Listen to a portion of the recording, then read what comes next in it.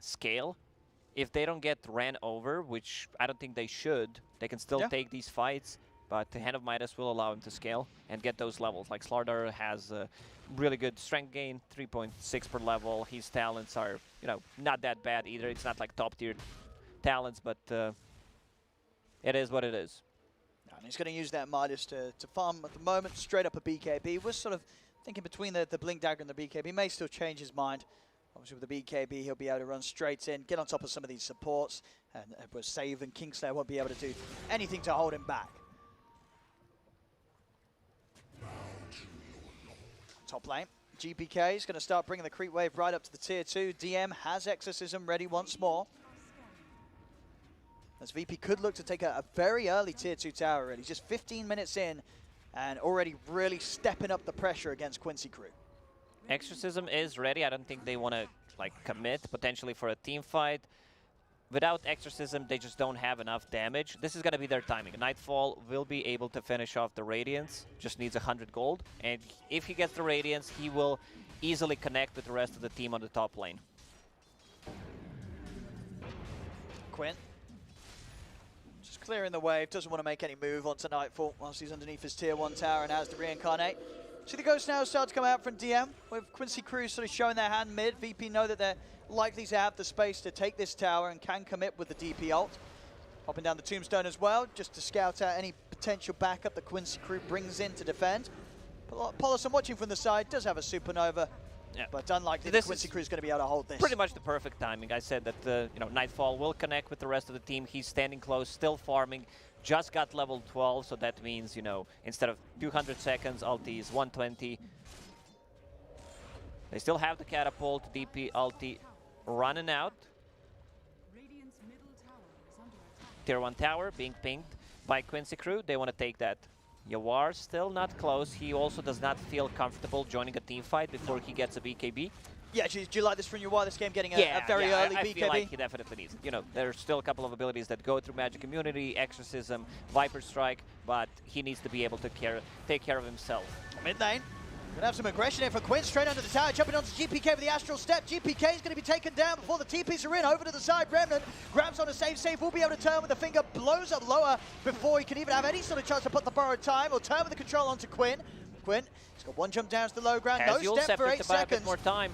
Resident Pulse giving him some protection from the physical, but the magical still coming through. The stun's out for Nightfall, they take down Quinn.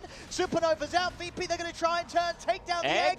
They're going to not be able to do so. Paulson, Supernova goes off. He'll be able to dive away. That was so close. Like there was an attack in the air. Yeah, the attack was in the air. He manages to get the Phoenix Egg off. They also killed the Wraith King, so he's not going to have that for almost a full 2 minutes. Quinn playing very aggressive. There was also a really nice finger coming out from Save. Abaddon can be bursted. You know, borrowed time will not pop. That was just enough to burst him through before the threshold kicked in. Save. This time around, we saw him have a bit of a slow, you know, not very uneventful game in game 1. This time around, 17 minutes in, he's already got a couple of finger stacks up, so he's definitely going to be happier this game. Yeah, we'll pretend we didn't see that one on Phoenix not being used, leaving him to stay alive, but still getting very close to his Blink Dagger, and then it's going to be much easier. GPK with the Road of Atos. Kind of his standard build on Viper. Boots of Travel to be more active on the map, get more farm, it pays off. Then Road of Atos, great synergy, especially like against the Slardar. You want him to stop him. He's able to get the catch onto Quinn, and with the follow-up rod on the way down, Quinn still able to jump out. Actually, surprised he was actually able to get away there. Thought GPK would have enough damage, but wasn't to be. Quinn actually able to survive there despite being jumped by Save, and with that focus drawn down towards the bottom lane, Quincy crew, they're going to try and sneak a Roche here with Leslau and Yawar. That's such a nice move. Like, only with these two heroes they have enough damage. VP are going to be able to move in time, though, to try and do something about it. They drop down the Tombstone, Exorcism's out. Quincy crew can actually push VP back away from this. 10 seconds and Supernova's going to be back online. Wraith King, 15 seconds until reincarnation. The Quincy crew want to try and push VP back. Once the Exorcism goes down, they're going to be a little stronger. Lower will have the borrowed time popped out of him. Remnant pulling in Kingslayer. waiting for the opportunity to jump in. Quinn, he's going to go over the first Astro Step, dive forward, there's the Supernova. Can they take it down in time? They're trying to kill the egg. Roshan's going to fall, Dyer get it, and Quinn picks up the Aegis.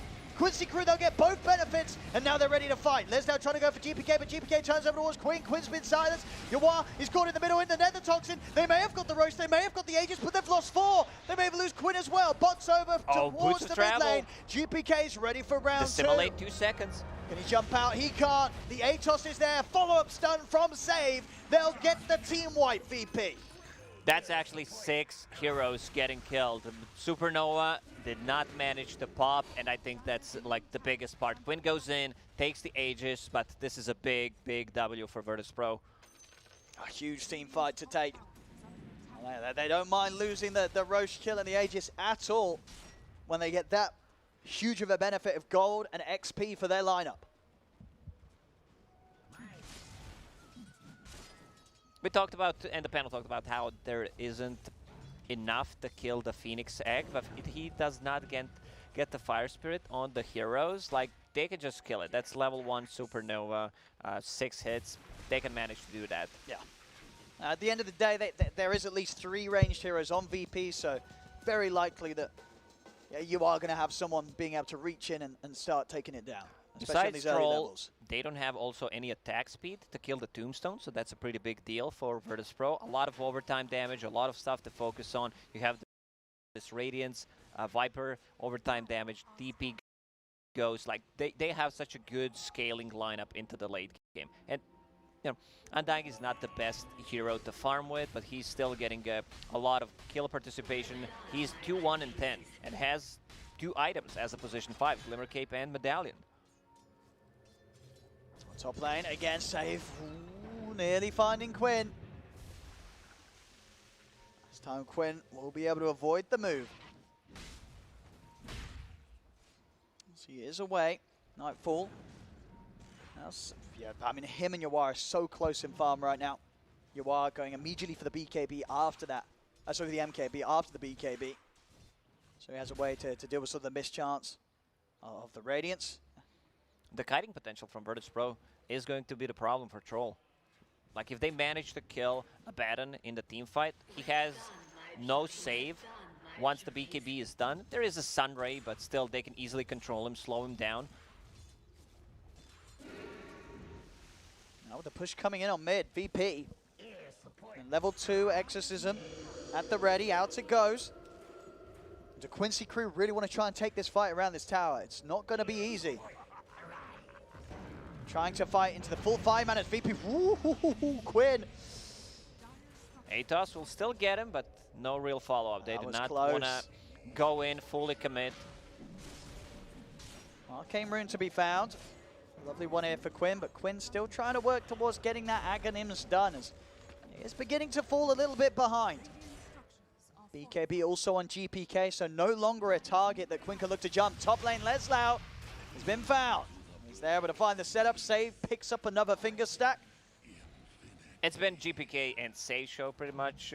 Whoever shows up on the lane, they are ready. Save kind of reminds me of PYW Shadow Shaman when he, you know, just manages to pick people off, and these Boots of Travel on Viper really paying off. Yeah, GPK's just picked up his game perfectly after a laning stage where Quinn did manage to toy around with him a little bit, getting those 2 kills on him in the lane. Ever since that, GPK just been a killing machine with his movements.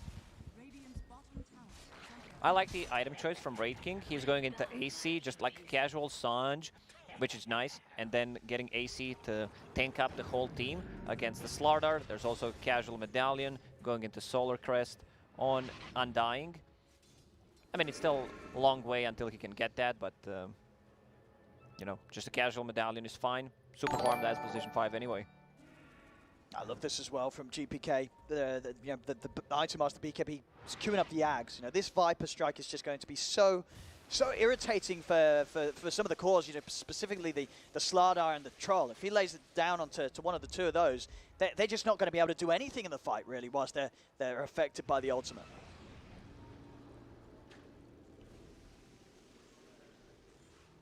GPK is going to be hunted here. Quincy crew able to get the jump. And he's able to find the BKB elf in time. GPK is going to continue to be chased by the 4 of them. Corrosive one more Haze hit, out. Bash. And they will find him. It's GPK. Was pushing out just him and Save. Quincy Crew making a coordinated move straight on top of him. Save also could be in trouble, but the blink out just in time. Saves deep underneath the tower. Lower still trying to chase in upon him. They want to dive this. As he gets in, Save will manage to turn with the two-man stun, but surrounded by Quincy Crew. Save will also fall. This is a good rotation from Quincy. They get the 2 kills. And they get the tower. Let's see if they want to continue. They could poke some damage on the tier 2 tower, but this is not the most important tier 2 tower in the game for them. So they're just going to bail. So far, maybe 20 to 11 on the kills, but less than 1k gold in it. 25 minutes in, this is what you want to see from a game 3. Action and very close right now. Still very sort of hard to call who's in a favorable position. I mean, who do you feel? Is it still VP because of the amount of kills that they picked up and maybe the slight lead they have in levels? Or is it, would you say like this Quincy Dead Crew's got Prophet is a core, so that means she's getting the items, which I really like. Lion is a hero that's very obnoxious to play against later on. Like BKBs will drop and he will have those hexes. He will have the way to control them. What they're waiting for inside of Virtus.Pro is AC plus level 18 on the Raid King and also BKB done on Dead Prophet. So like their item timing is pretty much perfectly synchronized. There's nothing to fight for on the top lane. Roche may respawn in a minute and 30 seconds. Tier 2 tower in the mid is pretty low, so this is where I expect them to collapse. Like, just try to take it. They feel very comfortable playing and team fighting right now.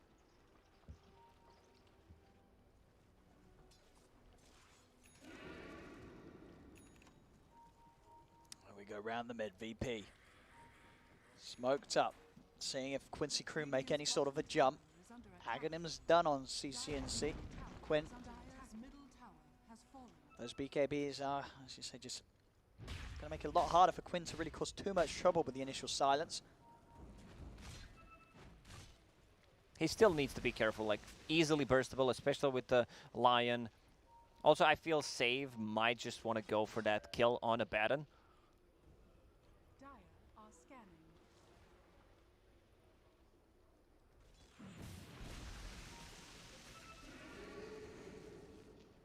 Quincy Crew playing very, very cautiously here. Virtus.Pro will force them to fight inside the pit when Roshan respawns. They are keeping Courier inside of it to see the respawn time like straight away. Quincy Crew is going to come out, see if they can get that hit before Roche respawns. It's going to be tricky. A lot of it down to Leslau to find that perfect jump. Pollison to find the follow-up and set up with the Supernova. DM. He knows something is up. up. The wall down though. Leslau tries to jump. Quincy as well looking to burst through. Kingslayer up with the BKBs. They take down the Undying. DM holds his ground with the BKB. Turns towards Yawar. Yawar's going to get burst. Doesn't even get the chance to put the BKB as Yawar's out. Supernova from the high ground. Leslau, he's backing off. Tries to TP out, but the Rod of Atos will cancel his attempted escape. Leslau will fall. 2 dead on Quincy Crew. They need to fall back. Like, Yawar does not pop a BKB. Quick reaction there from Lion. They managed to burst in Roche. Let's see the respawn time. Minute and 40 seconds. So this benefits Quincy Crew quite a lot. Could potentially be a disaster. Nightfall drawing the line on a minimap. Let's go mid. Well, let's see what happens. Troll probably does not have a buyback. He just invested all of his gold in the MKB. See again. You know, what's Yawar, as you say, just not able to get that BKB off. Save. Opening up onto him with the Hex. Save just good silence perfectly on the Baton. Like focusing him. That's what matters. The Baton really hates to play into silence. He can't get any of the spells off. Like, he can't pop the ulti to remove it. Silence is like his big enemy.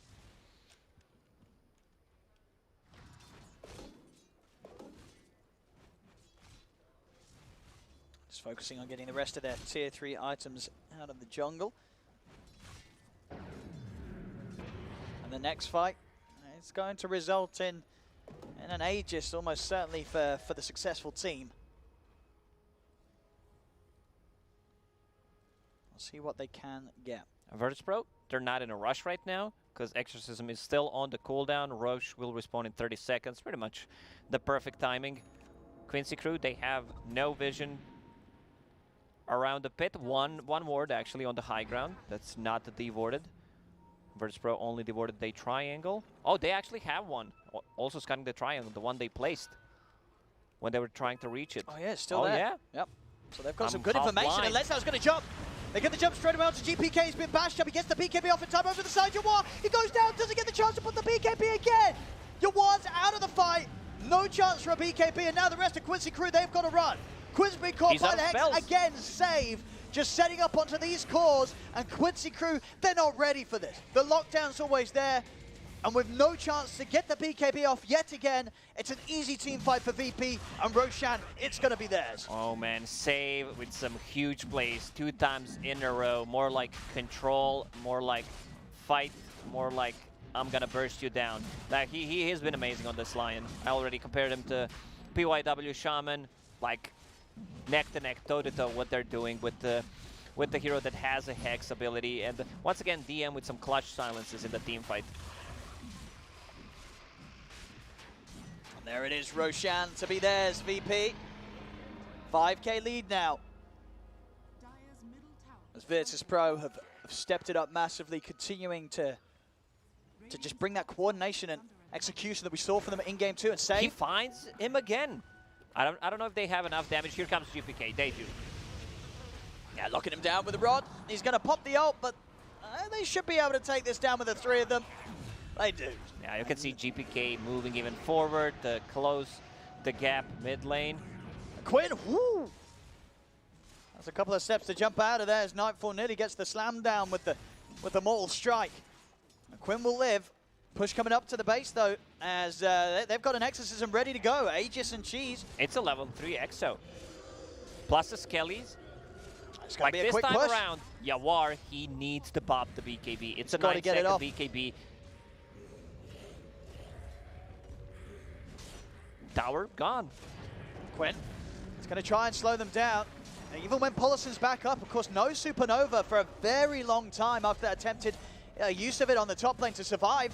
VP's just got all the space in the world to take this mid-Brax. You can feel that Quincy crew is not ready to fight. They feel very afraid. This Lion kind of low on mana on Lion, but let's see if they can burst him. He's in with the Hex, and straight away Loa's gone. The Hex is just too much for Quincy Crew's heroes to deal with. Yeah, he was sitting inside the Viper's Nether Toxin, so break ability. Yawar, he's been stunned. He's got to step back, dive back to safety from Polison over to the side. Leslie gets focused. Yawar can't get in to help out. BKB, and he runs away. Like, this is exactly what VP Quinn wants. He went in to try and steal away the gem, but he's going to be dead for that. Jumps into the backlines to pick the gem up, but they just kill him off. He has no buyback. Neither him or Leslau. This is going to be another set of barracks. They might, you know, start poking on tier 4 towers. They can't end the game right now because it's like 50 seconds, but they also can't go to the bottom lane because there's still tier 1 and tier 2 tower. They but they will will go. The game. They will try. They can certainly try it. 40, 30 seconds on the that 2 cores. VP's going to have a good amount of time with the AC to beat down onto these tier 4 towers. I don't know if Quincy Crew will be back up in time to defend. That's the first tier 4 down. Ooh, it's going to be close. They have got a Supernova. Now, Polison, if he can maybe get the slow on all of them, but at the same time, they're just going to commit. Again, save. He's in with the opening. Jumps in, finds the Hex, set him onto Loa. Loa, this time we'll be able to get the borrowed time off. 10 seconds until Leslau's up. VP, they're pushing on. The tier 4's gone. We'll see if they play safe. They will have one more fight. They're playing it safe. They're playing it safe, VP. Virtus.Pro, they say we need to go back. He also upgraded the Sange, casual Sange, which I really like to see. You know, still a lot of benefit from that item. Went for Heaven's Halberd, so Troll's gonna even have a worse time. I've got the Basher on Troll now. We're on VP DM. The Lotus Orb, so we'll be able to save anyone that the Quincy Crew does manage to go on. As we've seen the last few times, Quincy Crew just haven't been able to make that jump happen. It's VP a little too strong now, Nightfall.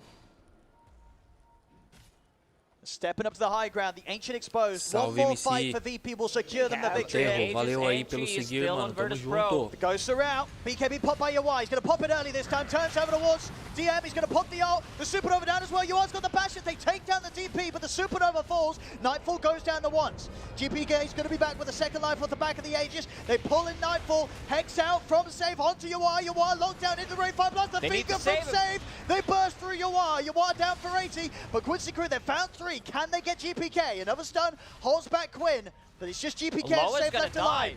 Quinn, he's just dying towards all of the zombies. Polison, he's dying as well. The creeps kill him off. It's left to LOJA and Les now to defend. GPK and Safe, they're going to look to finish the game. They have only 2 heroes. They have only 2 heroes left. I mean, Wraith King's coming over, Nightfall. He's ready for the finishing blow.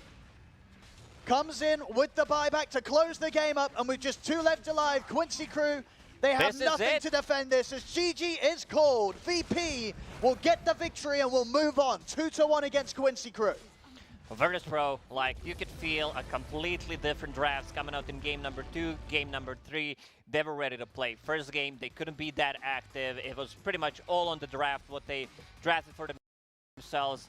This is the VP that I've seen play in the tournaments online. They're a bit inexperienced, but seems like they are getting back in the groove. This is the VP that I expected to see in this major, and finally, they're showing what they're made of. Yeah, they just need a little bit of time, apparently, to warm up, but yeah, just a complete contrast to what we saw from VP in game 1. By the end of this series, looking back at the level that we expect to see from them, and some of the performances that really stood out, you know, as you were saying throughout the cast. Save Lion. On his Lion, like, he was insanely good, catching whoever tries to split push, whoever wants to go for that one extra creep wave. He is there. He is ready to punish. Yeah, absolutely. You said it yourself. These heroes, the Shaman, the Lion, they're so hard to play against, especially when you get these best players in the world's hands on them. They'll always, at some point, they're going to find the jump. And with the extended cast range, thanks to the items or the abilities, you know, in these fights, if you've got a hero like Yawar on the Troll, getting that BKB off, it is not easy at all. But there we go, ladies and gentlemen. Game 3, and with that the series, it's all VPs. 2-1 as they knock down Quincy crew. They knock them down and out indeed. Quincy crew eliminated here from the Singapore Major, while Virtus.Pro, after 3 rough losses, especially for, well, themselves, but also the fans, they get 2 wins in a row and therefore take the series here with Lizard and Tsunami. And guys, this is a little bit of the VP that we expected to see, Tsunami. Finally.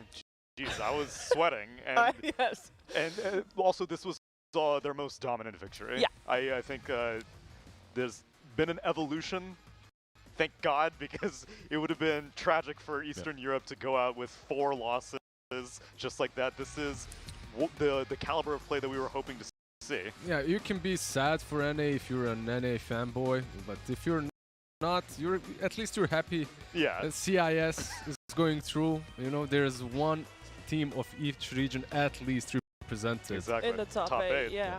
So I mean, that's a big deal. I must say, this game, though, it was very dominant from VP, but it was also at times very close. We saw a Roche fight where Quincy crew actually was able to steal and the kill and the Aegis. And then lose the fight. And then they bombed the fight. Yeah. Yep. One of the things that Undying really thrives at is these long, prolonged fights. When you whip down that tombstone, you just let it... let it percolate yeah, for a little just bit. percolate a little bit. Decay. Decay. And it's a very interesting hero. And then all those zombies, all those little skellies form around. You have not only the Undyings, you have Wraith Kings. Oh yeah. Then you have that Prophet with the spirits. It's a lot of damage coming out of everywhere, just out of the air. And you could see it here. Like they do mount a formidable defense, but it doesn't matter. The tombstone in the end takes like 2 or 3 heroes. Yeah, and I think Quincy crew, they fought their hearts out. I love elimination series for this series. What we saw was both teams going to the very end. There is no early GG calling. There's no like, oh, we're having a bad game, let's just try again. This is it, and we saw so much effort put in from both teams. Unfortunately for Quincy crew, of course, they fall short, but Virtus.Pro, they start looking a lot more promising now, and people are maybe a little bit more happy with some of the predictions perhaps that they made if you're doing the Fantasy League. Actually, most of the people, 73% was right. They knew it all along that VP would find the footing. Yeah, they found the hybrid that I was hoping for. They have part comfort, part meta. I think the first pick Death Prophet was the exact like foundation that they needed to keep things reasonable, keep things within the Singapore Majors meta, and they can go for stuff like Undying. They can go for Saves Lion. It keeps the draft for them so open, and you counter a couple of these popular picks that are being played right now, plus that Prophet on its own is very strong, but they finish off the draft in their own style, like this Undying plus Viper. I like to see that. I like to see the fact that they're not just copying the meta, they're doing their own thing. Now for MVP, there's a lot of good options. I know which one production has suggested. Is the same one Lacoste suggested? Because I am on board with it. Who did Lacoste? Save. Save. Yep. Okay, yeah, it was Save. It They was suggested Save as well. we can have Save. Yeah. I gave it to him. Previous game as well. Yeah, but that one was for the draft. This one was for the gameplay. Okay. Through the Virtus.Pro Prodigy and Virtus.Pro, this guy has been quite outstanding, playing some different heroes. If you remember the Wind Ranger 4, the Skyrat 4, that's all him. Oh so yeah, that was him. Yeah, oh, so looking forward to maybe seeing that at the rest of the tournament. Okay. Well, I mean, he played well. His team played well, and we got to give credit to where credit is due. Virtus.Pro found their stride. I'm sure that the guy that we're going to talk to is very happy about that as well. Com certeza, mano. Vou dar uma força assim lá no seu canal também. Valeu aí, muito obrigado aí pelo follow, mano. Tamo junto. Congratulations, first of all, DM. It's great to see you guys back in form. But with that, I do have to ask you. Yesterday didn't look so hot, and the first game of the series today, also a rough one. Can you talk to us a little bit about the process that you've had with your squad in adjusting to the Dota being played here in Singapore? If we're talking about first game today, I can say that we didn't expect Wisp. We were unexpected by this pick, and Wisp is top tier carry here right now. It's kinda broken, I can say. I didn't see much teams swinging this hero so far. And the second part was their offlane. It was Venomancer Tusker, a very strong lane as well. And we didn't manage to win it with last pick on carry. So that's 2 points that made the game super hard. Yes, that's about this game. This tournament, you get to go straight into the playoffs. You go straight into the upper bracket. Would you have preferred to play group stage games so that you could have gotten some experience playing against teams, or you like the fact that you got straight upper bracket, double elimination is safe?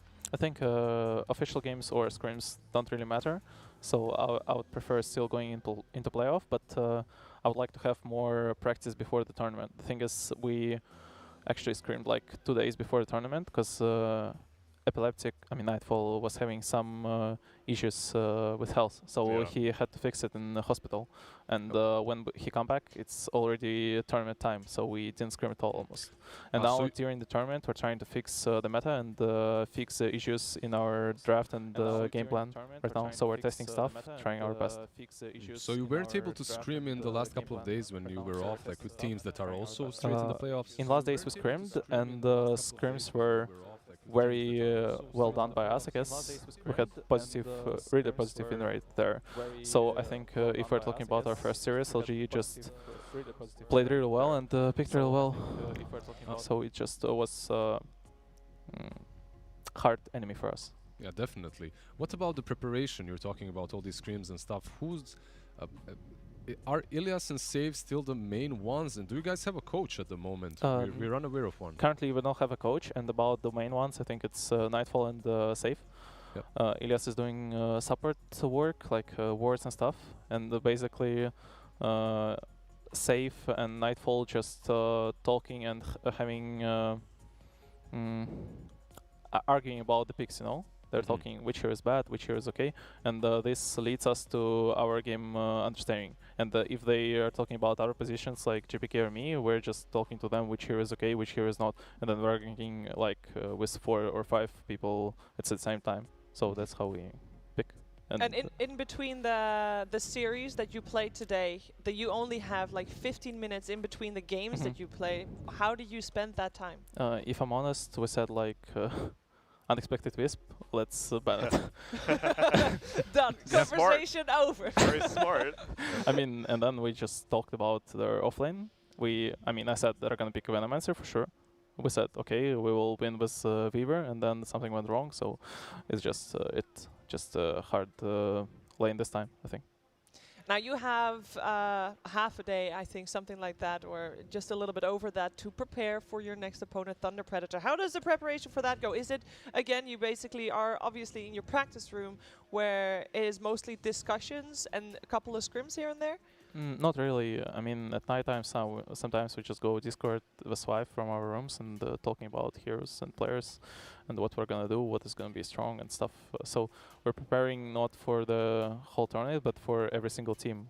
So we know what team is playing and we're playing for it.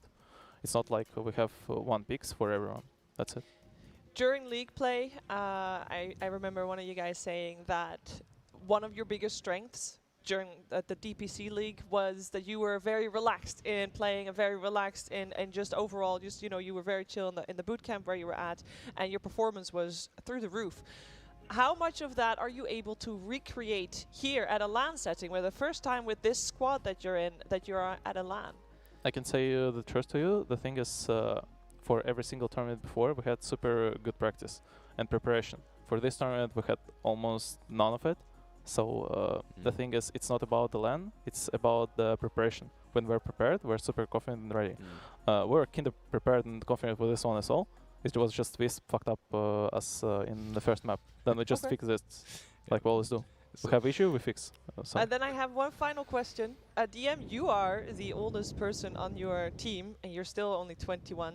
I'm curious, like, do you feel like you have to, like, you're a bit of a bigger brother because you have more experience than these guys when it comes to playing Dota professionally at this level?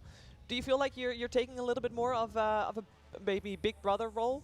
I think for this role we have our CEO here. It's Glamazda. He's taking this role of big guy in team.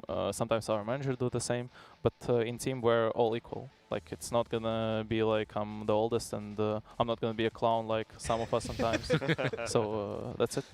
Okay, well, I was just curious. I'm very happy to hear that, and very happy to see you guys perform at the level we were expecting you to perform at as well. And I can't wait for the series tomorrow. Thank you So much for Same taking for me. the time. I'm gonna prepare as well. All right, good luck. Thank you. See you guys. Congratulations. See you, DM.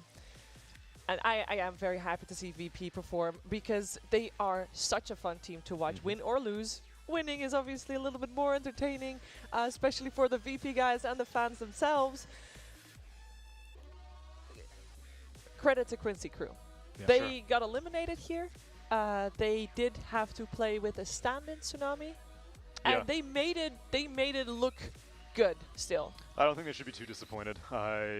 Given the fact that they had the stand-in, the rest of their strategies and everything seemed very, very strong. They get more LAN experience, which is something that everyone is searching for. They get more international opponent experience, and that's something you can take back to your region. That's the goal of these majors. And 100% they got a lot of fans, so when they return to NA, perhaps they can get finally some organization to support them. Because this team, it's going to the next major as well, especially if they don't have stand-in issues. It will be very easy for them to qualify. Yeah, I fully agree. They played well. They played consistency. I think one of the things, again, that we look to when we want to judge a team based on performance is to see if they can consistently push out the same level of play. And in case of Quincy crew, they were able to do that.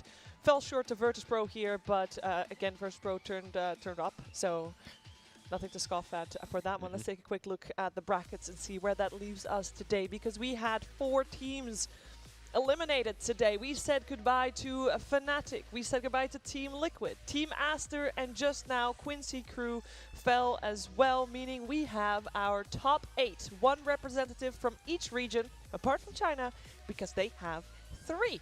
2 of which are in the upper bracket, by the way, leading us to the schedule of tomorrow. Because we are going to see all 8 teams play tomorrow. We're going to start it off with 2 upper bracket series and then 2 elimination lower bracket series. Tsunami, any one in particular you are looking out for? So I whetted my appetite with eliminations for today, so I'm content. We can have a stay of execution, so I'm looking forward to Secret versus LGD, because now we know that VP are actually quite good, and they had an idea of a game, they weren't able to execute it. Now I'm leaning towards the fact that it's just because LGD are really damn good, and they threw VP off balance, and so Visa secret, finally finding an international test. I'm looking forward to that series. I really can't decide. Looking at all these series, every single one has something spicy. Like Virtus.Pro versus Thunder Predator, clash of complete different one of strategies. the first region to get eliminated, basically. Exactly, and it's CIS versus SA. Then you have Victor Gaming versus Neon. Full composure versus full chaos. There's also a chance, I guess, that OB Neon is going to get eliminated first because they have the series first. So 3 regions. I mean, order is just semantics, though. The regions are still on the line regardless. It's a hype day. Yeah, it's going to be a hype day. I mean, we're at the major. It's going to be hype days tá all aí no around. canal. So we have Não esquece de dar o follow, tá? Pra você não perder we are so happy that we are able to put all this conteúdo aqui do Velholdgamer. São São 4 jogos aí que a gente tá fazendo a temporada pra poder fazer aí o... Deixa eu entrar no jogo. A gente poder fazer aí a roleta dos nossos itens. Beleza, pessoal? Então hoje eu tô aí compartilhando o jogo do Virtus.Pro versus a Quincy. Ainda tem mais 2 jogos. Espero que vocês estejam curtindo. We also have a Logitech, Shopee, Tinder and DBS Bank. And our broadcasting partners, cannot forget those. We got Huya.com and EGG Network. I'm getting better at this. Dude, I was counting. I was keeping track because I wanted to, you nailed them. You nailed them. I did it. I think that's the first time. Not a single miss. Yeah. Yet. And then we're having a couple more days to go. But it's been super fun. So I can't wait for tomorrow's games as well. Both upper bracket and lower bracket. It's gonna be exciting, and we're gonna let you get some rest. So you should probably go to bed like right about now, so you have got some rest, and then you've got some time to make yourself some good snacks and foods, because you're gonna need those. Because you won't want to leave your couch tomorrow for the series. So 9:45 Singaporean time is when we will be back with more One Esports Dota 2 Singapore Major.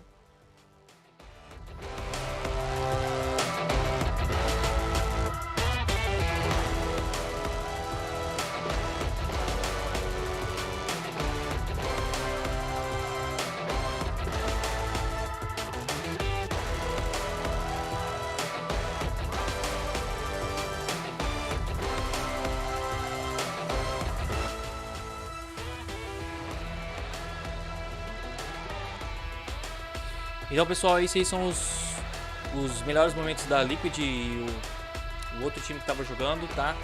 Eles estão fazendo uma reprise aí, logo mais nós vamos ter o próximo jogo da Virtus.Pro versus Quincy. Se eu não me engano foi o primeiro jogo ainda. Vamos dar uma olhada aqui na tabela e ver como que vai rolar isso aí. Vamos ver como que vai rolar, né? Bom, ó, nós tivemos aí esse jogo que tá rolando agora, que se eu não me engano são esses dois aqui, ó. Hoje é quinta. Ah não, vai só às 23 horas. Nós tivemos o primeiro jogo aí, que foi esse aqui, tá? Provavelmente agora vai ter o segundo game. Então nós estamos aguardando. Se você já entrou aí alguma vez na minha live, vocês perceberam que eu também já entrei nesse time da Virtus.Pro, entrei na página deles lá, vi os caras treinando, os caras jogam muito.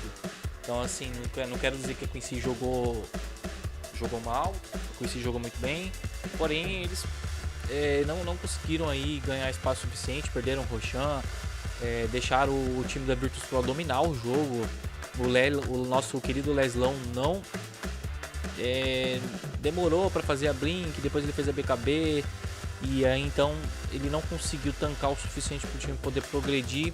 Derrubaram poucas torres, né? Levaram poucas torres, então, porra, tudo isso aí são motivos, né, de lose, tá? Muito obrigado por assistir. Join us tomorrow. Amanhã às 9h45 eles vão transmitir aí o próximo game. Beleza, galera? Aí esse era o jogo que estava marcado para ser transmitido hoje. Eu queria muito assistir. Esses times jogam muito, cara. Esses caras jogam demais. E aí hoje também, ó, às 23 horas nós vamos ter esse jogo aqui. Provavelmente é a Liquid, né? Não é a Liquid, não. Tem aqui... Porra. Evil Genius versus Invicto Games, tá? Vai ser a partir das 23 horas. Então, gurizada, é só vocês colarem aqui no canal também. Eu vou estar fazendo algumas transmissões. Eu vou tentar fazer essa transmissão das 23 horas para vocês, pra gente poder estar assistindo junto. e fazendo, lógico, né, o pessoal da NPC aqui, que eles fazem das DPC que fazem os comentários, né, porque eu acho que eles possuem mais uma visão, né, mais, como que eu vou dizer, acentuada assim, tá? Então esse é o campeonato maior de Singapura, tá? Quem tá transmitindo é o OneSport, a premiação total aí de $500.000, é muito dinheiro, gurizada, tá? E aqui tá a tabela da fase de grupos, tem a TP, a PLGD, VG, aqui sim tá em quarto, tá? Com 7/7, depois vem a Liquid, tá? Este e Eneo. Então são os próximos jogos aqui marcados, um para amanhã, tá? Que é o Team Secret vs PSG LGD, tá marcado para, deixa eu ver, para hoje, aliás, amanhã na madrugada, 2 da manhã, e depois nós vamos ter aí também o VC Gaming, tá? E versus OBNEL, e eles vão jogar aí também na madrugada de amanhã às 5 horas da manhã. Vamos ver se a gente consegue transmitir esses jogos, tá? E depois nós vamos ter também sexta-feira às 8 da manhã, o mesmo horário de hoje. Hoje eu entrei um pouco atrasado, mas amanhã você entra no horário. Vai ter o Virtus.Pro versus o Thunder Predator. Beleza, gurizada? Muito obrigado aí por vocês terem entrado na live. Fico muito feliz. Tem 2 telespectadores. Fico muito grato mesmo por vocês estarem aqui. Sejam sempre muito bem-vindos. Não esquece de dar o following, tá? Para você encher o meu canequinho, basta você apenas seguir ou abrir sua inscrição comigo. Beleza, pessoal? Muito obrigado. Eu fico com vocês aqui e a gente vai se falando. Logo em breve vou abrir uma nova live